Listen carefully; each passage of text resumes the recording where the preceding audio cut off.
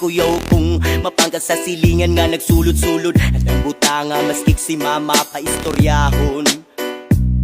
Diyos ko nak, ayan ka na naman. Ang bilin ko sa'yo ay wag pasubrahan. Gumamit lang ng tama na kaya sa isipan at wag kalilimutan na sermon ni Lex Pra.